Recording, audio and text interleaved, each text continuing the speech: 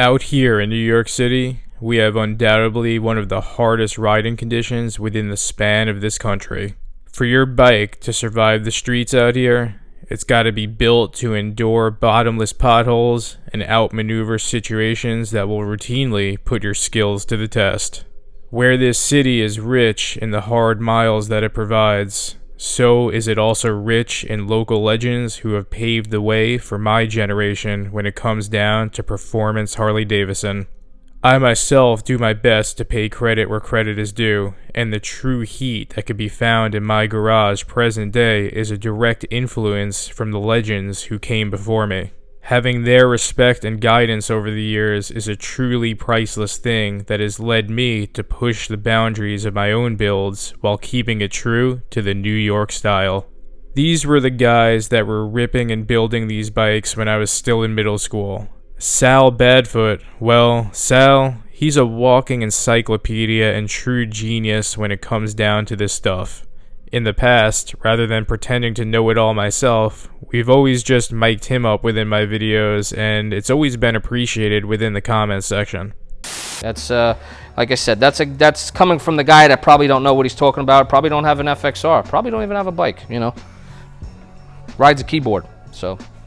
Beyond just paving the way and having such a positive influence on my generation of riders, Sal is a huge reason why my everyday ride has been able to stand the test of time nearly 4 decades later in a place that would put it to its test. Whether it was leak chasing or custom fabricating a kickstand for me when I needed it, the work and time that Sal puts in is clearly fueled by passion and nothing else. These days, Sal spends most of his time in the shop just tending to the bikes that we bring him broken and destroyed by the streets of Brooklyn. But that being said, every now and then, New York City is fortunate enough to see a Badfoot bike.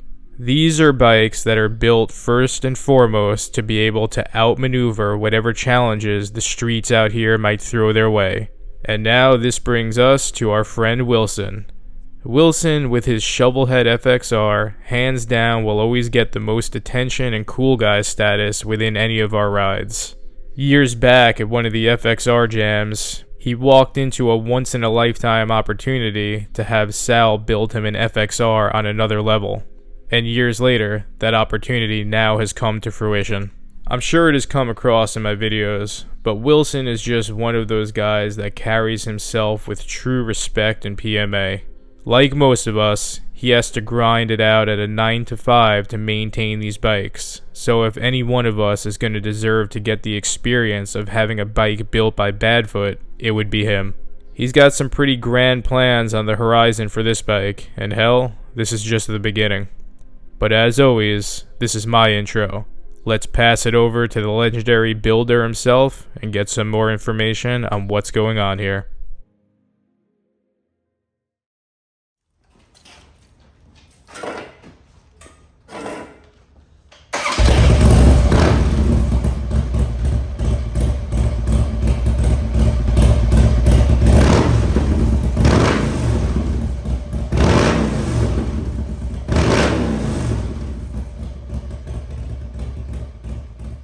All right, we're here. Vaxmoto, another Badfoot bike. Basically, it was like the taller, stronger, faster big brother to my other bike. I wanted a little more stretch than I did in the other frame. I wanted a little more power than I have in the other bike. And that was basically where it started. And then, you know, it just kind of, like I always say, these bikes build themselves. I don't really build them. I build them, but you know, they build themselves. They kind of just become what they are.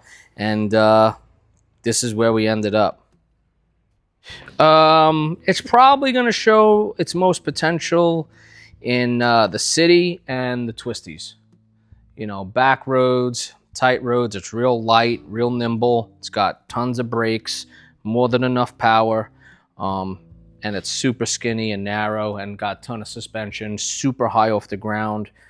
So, you know, I wouldn't tell you it's going to outshine a road glide ripping across the interstate, but that's not what we do. So that's why we got this.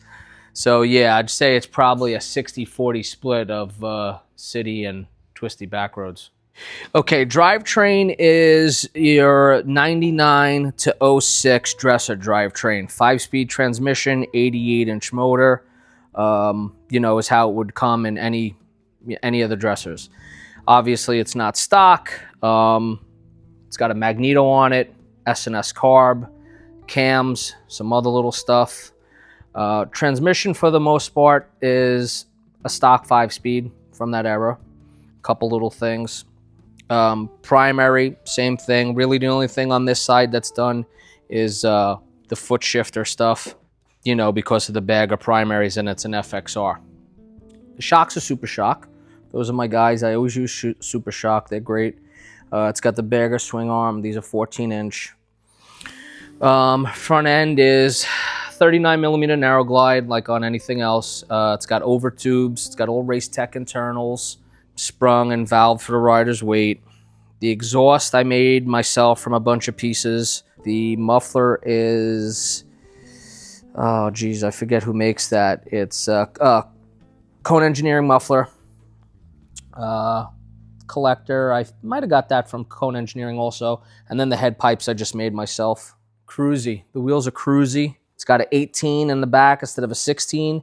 And we went with a 21 in the front instead of a 19, to get it up off the ground even more. Brakes are Behringer, front and rear Behringer calipers. And then just a like an EBC type floating rotor. So the frame obviously is chopped and stretched. This is a Harley frame. It was cut here, basically right in this tube area, right kind of in the middle. Same thing with the tube under the seat rail here. That rail was cut in half, and the frame was cut down at the bottom. It's like grandma's sauce type of stuff. We're not going to give out the recipe. You got to taste it and love it and want it for the rest of your life and always come back, but I can't tell you how we make it. It does have a Harley neck. That's like a thing now when I do these frames. They start out as a Harley, registered riding Harley. I cut the neck off and reused the neck. I did not build this frame. I don't build these frames. Me and a friend build them.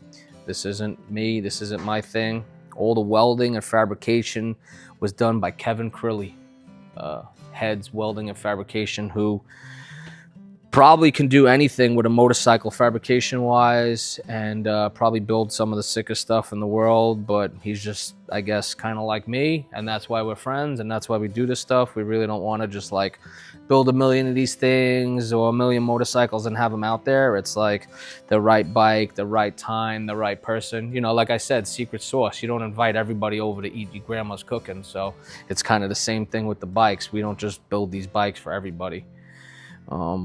It's not a money thing. It's like by the time you build something like this for somebody, it's free. Obviously, I get paid to do it, but there's so much work and time gets involved in it, and emotions and this and that, like I said, it's like inviting somebody over to your house for dinner. So it's got a Harley neck. It's registered as a Harley.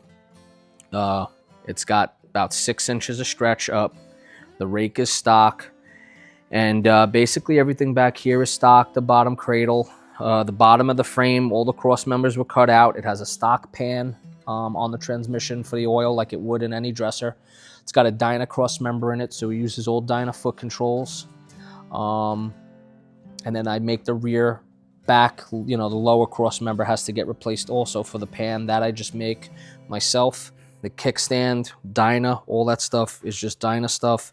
And then, like I said before, on the other side here for the foot controls, because it's a dresser primary, we have some custom stuff that I make that bolts to the primary. And, so you don't got to drill the primaries. A lot of guys drill them, which is fine. FXRs have the hole for the shaft. I just don't want another hole in the primary. So I make this setup. It bolts right there. All works off that plate. That's the inspection cover. And you sell these? Yeah, I do. I mean, I really should kick it up a notch and make a few more and sell them. There's really only a couple out there besides on the bikes that I either own or built. But yeah, that I make. And it's got the bagger swing arm on it.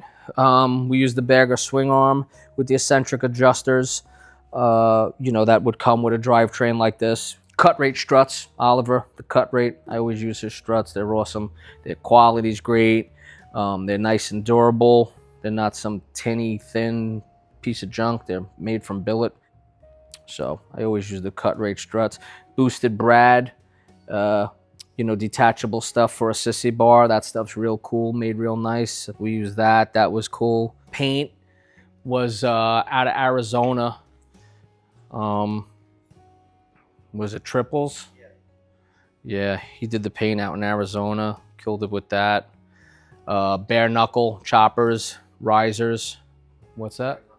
Yeah, oh yeah, we'd use the bare knuckle fork brace and the bare knuckle risers up front. Morris Magneto for the mag. Shout out to Eric. I'm glad he did that and is running all that now.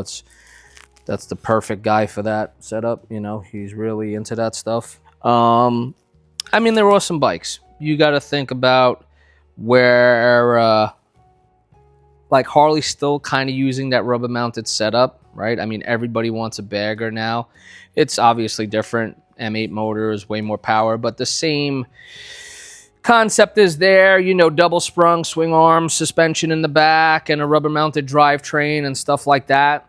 And then when you build a bike like this, super light, super nimble, you can do anything with it. Like I said in the other video, it's like having a Leatherman, you know? It does everything. These bikes are fast, you know?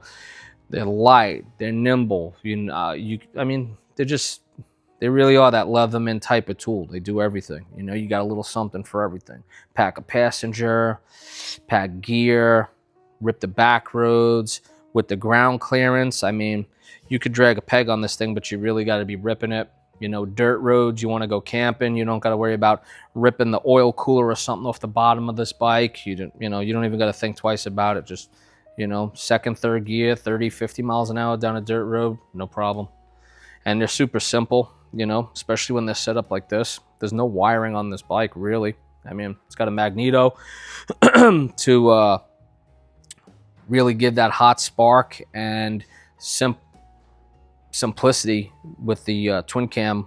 That's not really a huge thing, but you know, it's more than an Evo or a shovel head or something like that. So the twin cam with the mag is really like a jam. There's nothing on here except wiring for the lights.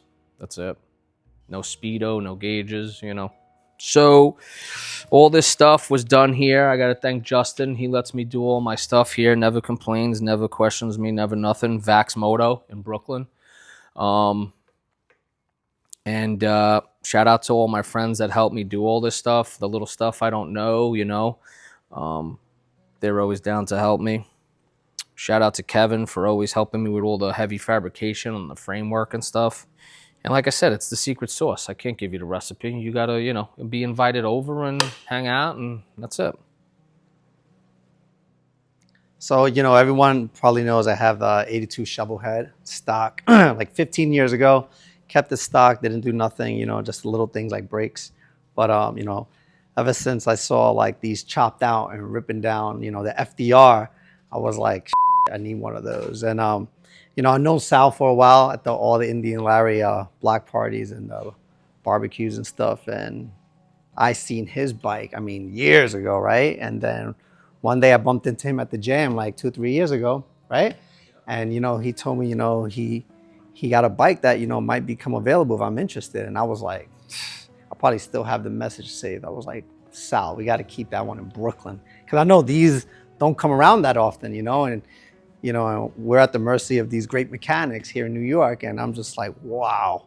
And I always wanted one of these and jumped on it right away. I don't even think 72 hours went by. And I was just like, came to meet Sal, and then we just started this project, you know, and you guys already heard everything he said. You know, it's a little bit more than what I'm used to riding. But, you know, when I ride with all my buddies with the M8s, I'm wide open on a shovel, and, you know, they're already 4 exits away from me. So I was like, this is going to be perfect. You know, I can't wait to hit the back roads with this. And, you know, I'm planning on taking this to a couple jams this year, God willing. And I'm just super excited. You know, she's tall, she's real light, and I'm just super excited, you know. Super excited to have my first FXR chop. As always, getting to hang out and ride with Sal is miles of the highest honor. The thing that I appreciate most is, even given his vast knowledge and miles throughout the years, he really will stop and talk to anyone who expresses any interest in what's going on. If you're local and you routinely destroy your motorcycles like I do, he can be found out in Gowanus, Brooklyn at Vax Moto if you need any work done this season. This city can be a living hell at times and can throw you some insane challenges both on and off the bike. But hard times and hard miles is what creates true legends. And like I said, we've had no shortage of those out here that have stood the test of time. I want to take a moment to thank Sal for continuing to support me throughout the years and taking the time to do these videos as well as ride with us. For Wilson, his plan is to pull a triple crown this year with this bike and ride it coast to coast, so you could follow his journey on Instagram. As always, never forget to pay homage and respect to those who have paved the way before you.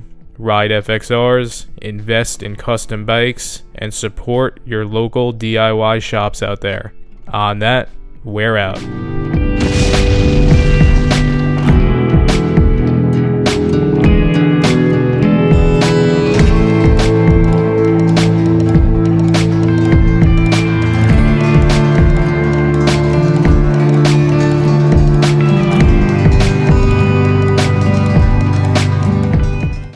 Goodbye.